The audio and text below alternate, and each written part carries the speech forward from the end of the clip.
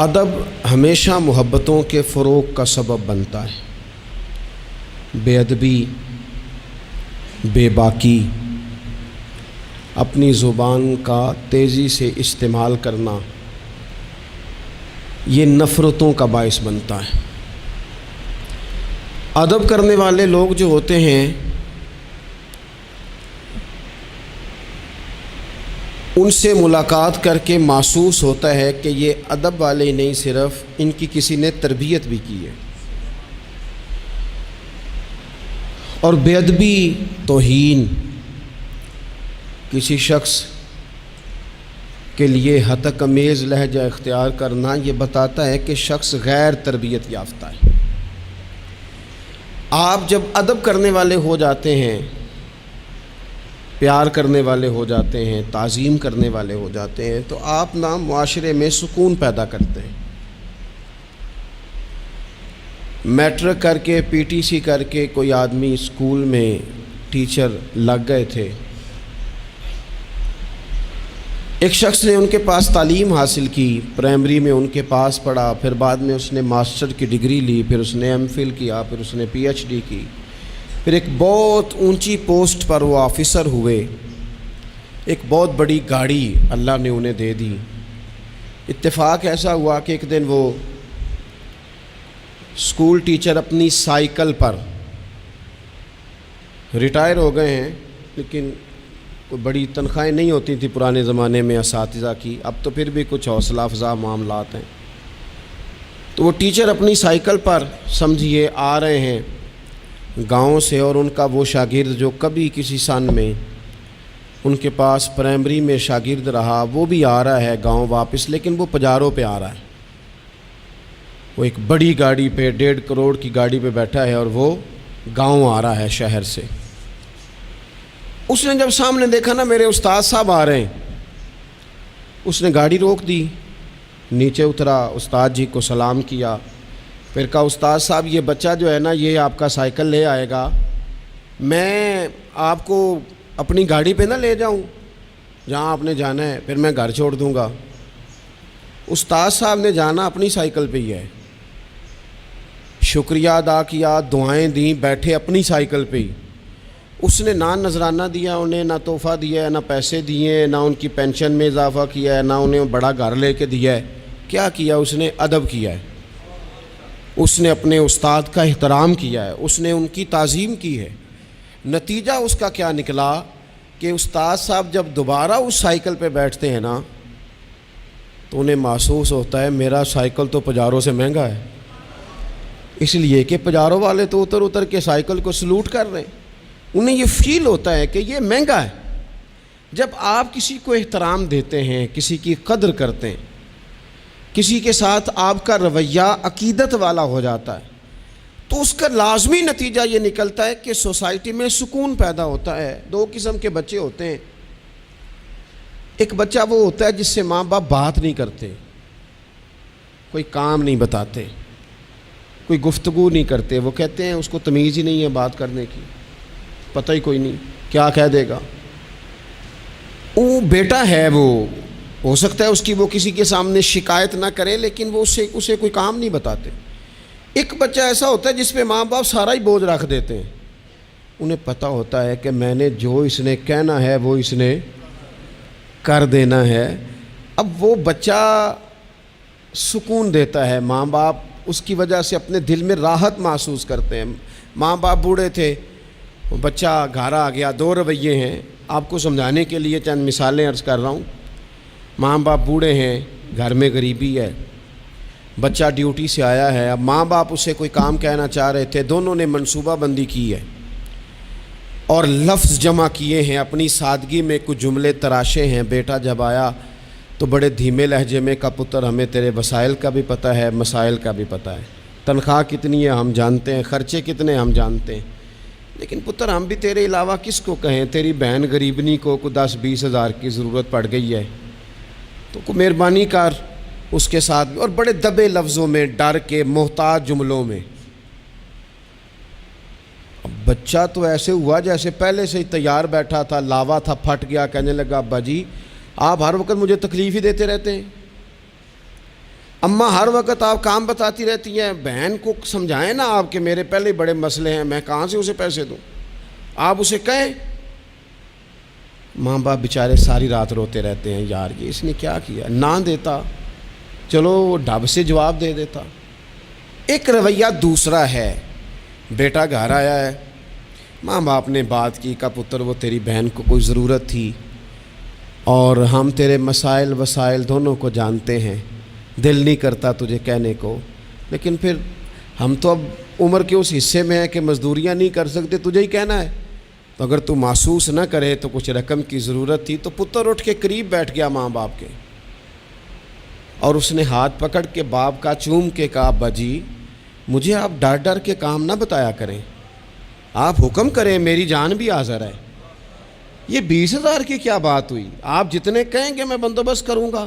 اور بہن کو بھی آپ یہ کہیں کہ وہ ڈرا نہ کرے، وہ اس گھر کے حصے دار ہے، یہ اس کا میکا ہے، یہاں تو وہ فخر سے آ سکتی ہے، ناز سے آ سکتی ہے، اسے کو جب آئے گی دروازہ کھلا ملے گا، جب آئے گی بھائی کی شفقت ملے گی۔ بہن نے بھائی پہ ناز نہیں کرنا تو کس پہ کرنا ہے؟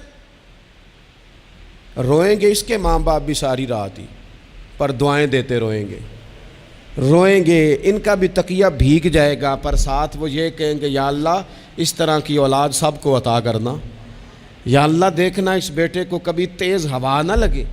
آپ جب بے ادبی کرتے ہیں تو تکلیف ہوتی ہے، اور جب ادب کرتے ہیں، جب آپ اکرام کرتے ہیں، جب آپ کے لہجے کے اندر خوبصورتی ہوتی ہے، تو آپ جب ادب کے دائروں میں رہتے ہیں، جب آپ کا تعین اس طرح کا آپ اپنی زندگی میں طے کرتے ہیں کہ میں نے بے ادب نہیں ہونا، اور سامنے والے کا لہجہ بے ادبی والا ہو بھی تو نہیں ہونا، تو پھر آپ کچھ اور بن جاتے ہیں۔ میرے رسول پاک صلی اللہ علیہ وسلم نے ادب کی تلقین ان لفظوں میں کی کہ اس تلقین میں تاکید بڑی پائی جاتی ہے۔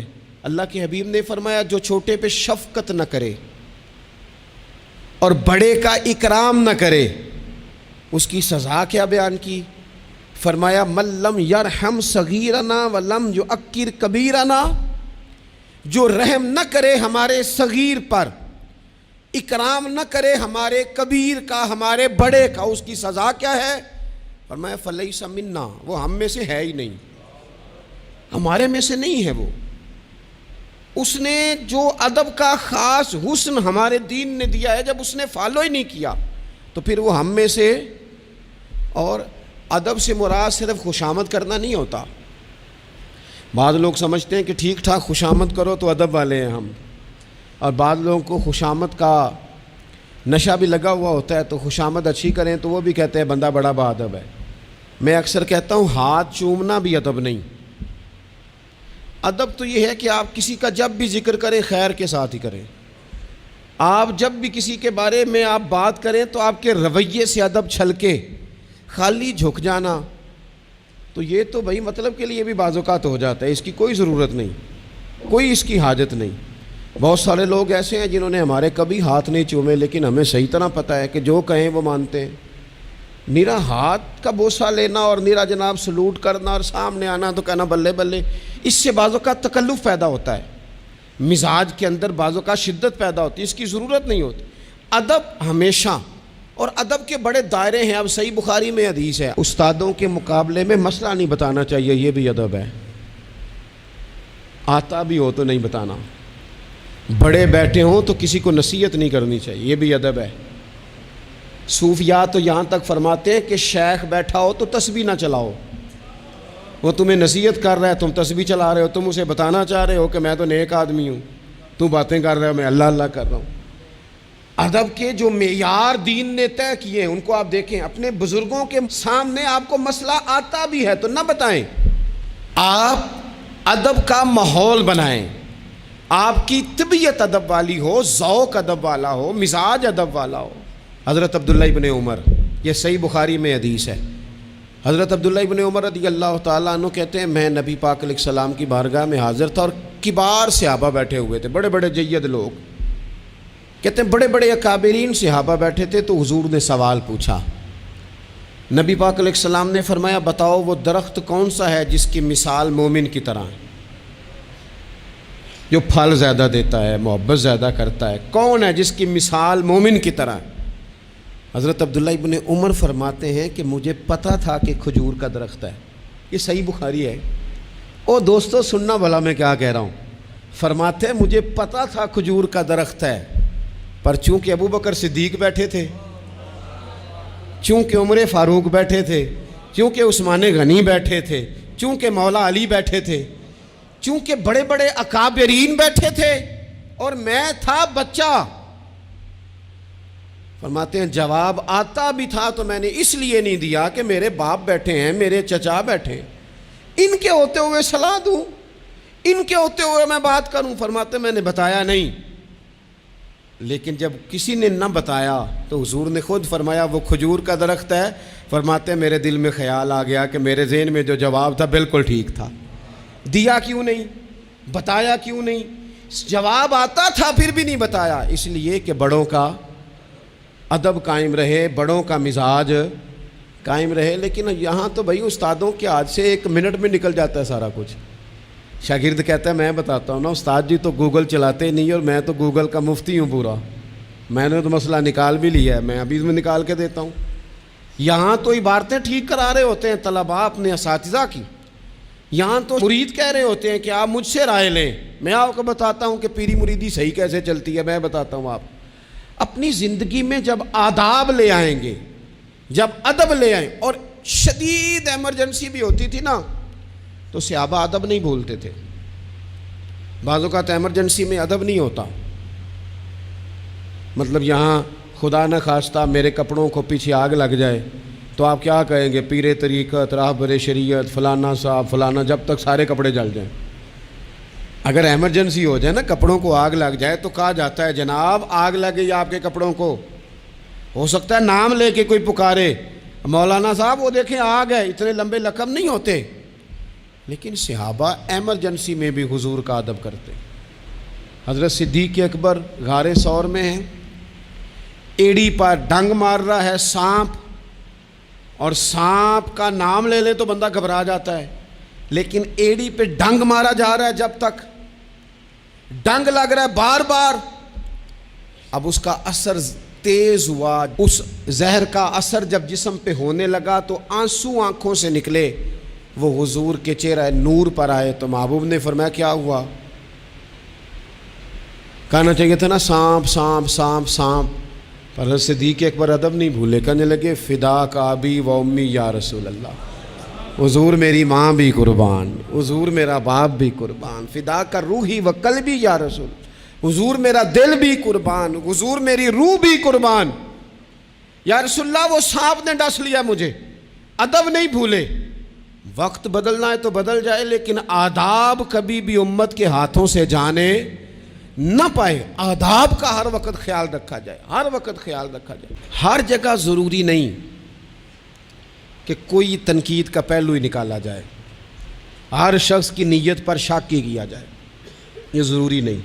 ایک ذہن بنا لیں، جو بھی رسول اللہ صلی اللہ علیہ وسلم کی بات کرے، عقیدہ اس کا ٹھیک ہو، دین کی بات کرے، قرآنی تعلیمات کی بات کرے، وہ کوئی ہو، کوشش کریں کہ جو خیر کی بات ہو اس میں خیر کے ساتھ سپورٹ شروع کر دیں. ہم نے بہت زیادہ جو گروہ بندی شروع کر دی ہے، اس سے تھوڑا سا اپنے آپ کو اوپر لے کے آئیں. اقبال بار بار روتے تھے، کہتے تھے فرقہ بندی ہے کہیں اور کہیں ذاتیں ہیں، کیا زمانے میں پن پنے کی یہی باتیں ہیں. کہتے تھے کیا اس طرح ہم آگے جائیں گے؟ کبھی برادریوں کے بت اور کبھی جماعتوں کے بت. تھوڑا سا نا اپنے ذہن کو بڑا کریں، اور دین کی بات آپ کو لگے صحیح کہ بندہ کچھ ٹھیک ہے، آپ نے بندے کی سپورٹ کرنی ہے کہ دین کی بات کی سپورٹ کرنی ہے. کوئی بھی کسی بھی رنگ میں جب حضور کا تذکرہ کرے، تھوڑا سا نا اتفاق کرنے کی کوشش کریں، اپنے آپ کو تھوڑا بڑا کر لیں، میچور کر لیں. جب لوگ انسانوں کی بجائے نظریوں کو سپورٹ کرنے لگ جاتے ہیں نا، ہم شخصیات کے نہیں نظریات کے قائل ہیں. جب نظریات کو ہم سپورٹ کریں گے، دین ایک نظریہ ہے اور نظریے کی سپورٹ کبھی نہیں چھوڑنی چاہیے. نظریہ ہمیشہ نظریہ ہوتا ہے.